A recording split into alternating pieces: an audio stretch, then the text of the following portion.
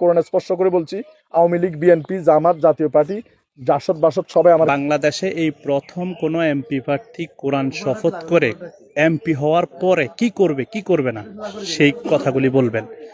মানবিক শওকত ভাই এখানে আছেন, আমরা ওনার সামনে একটা কোরআন শরীফ আছে, আমরা ওনার কথাগুলি সকলে শুনবো। এই পবিত্র কোরআন স্পর্শ করে আমি আমার নির্বাচনী শপথ করছি যে আমি নিজে চুরি করব না এবং অন্য কেউ চুরি করতে দিব না।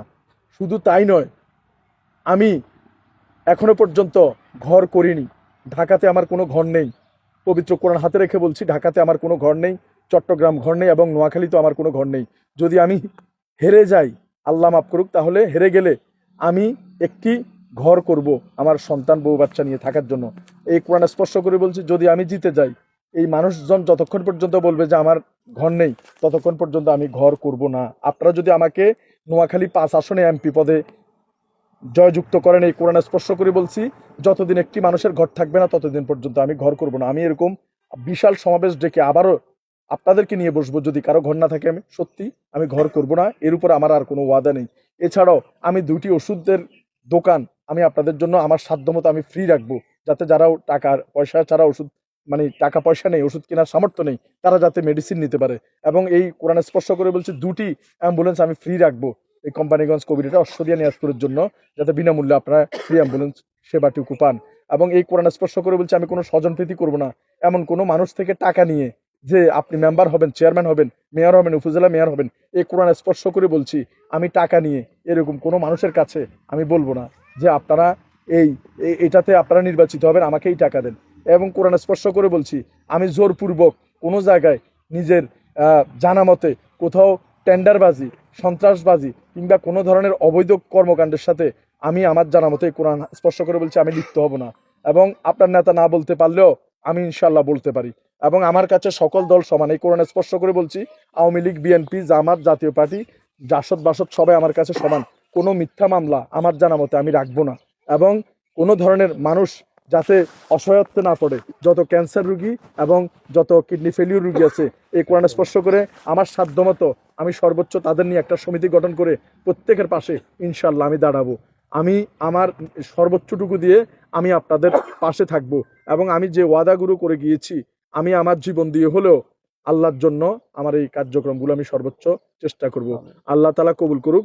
আমি এই পবিত্র কোরআন স্পর্শ করে আমি আমার এই নির্বাচনী প্রতিশ্রুতিগুলো আমি দিয়েছি এবং এগুলো সরকার থেকে না আনতে পারলেও ইনশাল্লাহ আমি বাস্তবায়ন করব। এবং এই কোরআন স্পর্শ করে বলছি যে আমি যদি সংসদ ভবনে যেতে পারি, বাংলাদেশের সকল মসজিদের ইমাম যাতে বেতনের আওতায় আসে, এজন্য আমি বিল উত্থাপন করব।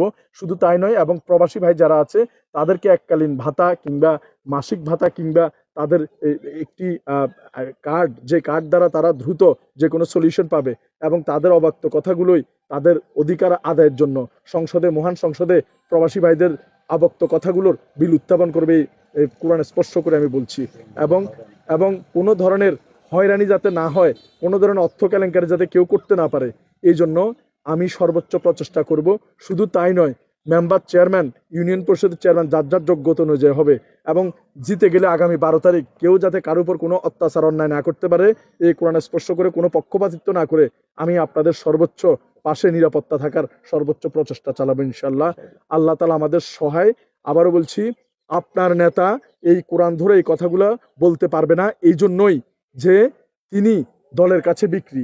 কারণ যে দলই হোক না কেন, ওনারা এই দলের যে শত কোটি টাকা খরচ করছে এগুলো উঠানোর জন্য কিংবা এই দলকে ফ্যাসিলিটি দেওয়ার জন্য এগুলা করবে। এবং এই কোরআন স্পর্শ করে এটাও কথা দিচ্ছি, সংসদ ভবনে যদি 100 টাকা বাজেট হয়, আপনাদের এখানে 100 টাকা এনে দেখানোর মতো সৎসাহস যাতে আল্লাহ আমাকে দেয় এবং আমি সর্বোচ্চ সাধ্যমতো চেষ্টা করব এই কোরআন স্পর্শ করে আমার আজকের নির্বাচনী আমি যে শপথ সেটা আমি গ্রহণ করেছি, আপনাদের জানিয়েছি।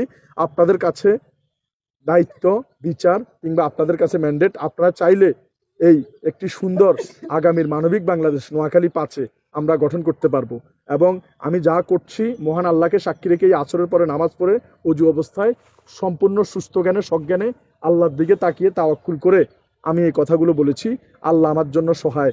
আমার কোনো ধরনের বড় পরিসরের কোনো কিছুই নেই যা অন্য অন্য কেন্দ্রে যারা করছে, কিন্তু আমি যা করছি সব কিছু আপনাদের সাথে শেয়ার করেছি, এবং আপনারাই আমার একমাত্র ভরসার আশ্রয়স্থল। আল্লাহর উপরে তাওয়াক্কুল করে আপনাদের ভরসা করে আমি দাঁড়িয়েছি। আগামী 12 তারিখ যদি আপনারা কলম মার্কায় ভোট দেন, ইনশাল্লাহ আমরা একটি সুন্দর মানবিক নোয়াখালী 5 আপনাদেরকে উপহার দিতে পারবো, এবং এই বিজয় হবে সকল মানুষের। এবং আপনাদের দ্বারে দ্বারে দুয়ারে দুয়ারে গিয়ে আমি আপনাদের খোঁজ খবর নিয়ে আসো সকল কার্যক্রম সম্পন্ন করার চেষ্টা সর্বোচ্চভাবে ইনশাল্লাহ করে যাব। আপনারা আগামী 12 তারিখ যদি আমাকে কলমে ভোট দেন, আমি আমার জীবন দিয়ে হলেও আমি আমার ওয়াদাগুলো রক্ষার সর্বোচ্চ চেষ্টা করব। আল্লাহ তাআলা কবুল করুন। ইনশাল্লাহ আগামী 12 তারিখ আমার মার্কা হচ্ছে কলম। আপনারা নির্বাচনে ভোট কেন্দ্রে যাবেন এবং কলম প্রতীকে বিজয় করলে এই ওয়াদা আপনার নেতা, আবারও বলছি, উনি দিতে পারবে না, উনি দলের কাছে বিক্রি হয়ে গিয়েছে, এবং দলকে অর্ধেক টাকা উনি দিতে হবে যা বাজেট আসবে, আর বাকি অর্ধেক টেন্ডার বাদ সহ কন্ট্রাক্টর সহ আমলা তামলা যা আছে তারা খাবে। কিন্তু এরকম আমি বেঁচে থাকতে আমার সর্বোচ্চটুকু দিয়ে হতে দিব না। এবং দেখেন ওইদিকে বিশাল মিছিল যাচ্ছে, ওইদিকে তাকায়ও না। আমার এত বড় মিছিল করার, শত শত কোটি টাকা খরচ করার কোনো অবস্থাই আমার নেই। তাই আপনারাই আমার একমাত্র শক্তি, আপনারাই একমাত্র ভরসা, এবং তাওয়াক্কাল তু আল্লাহ। ইনশাআল্লাহ আগামী 12 তারিখ আপনারা যদি কলমে ভোট দেন, আমরা সুন্দর একটি দেশ গঠন করব। তাওয়াক্কাল তু আল্লাহ। প্রত্যেকে ভিডিওটি শেয়ার করার অনুরোধ রইল। আমার বাড়ি বাড়ি পৌঁছানোর সাধ্য নেই বিদায় আপনাদের কাছে অনুরোধ রাখছি, আপনারা শেয়ার করে আমাদের মা বোন সবার কাছে আমার এই কোরআন শপথের ভিডিওটি, আমার এই আশ্বাসটুকু এবং আমার এই ইমানদারিত্বটুকু পৌঁছে দেওয়ার অনুরোধ জানিয়ে বিদায় নিচ্ছি। আসসালামু আলাইকুম।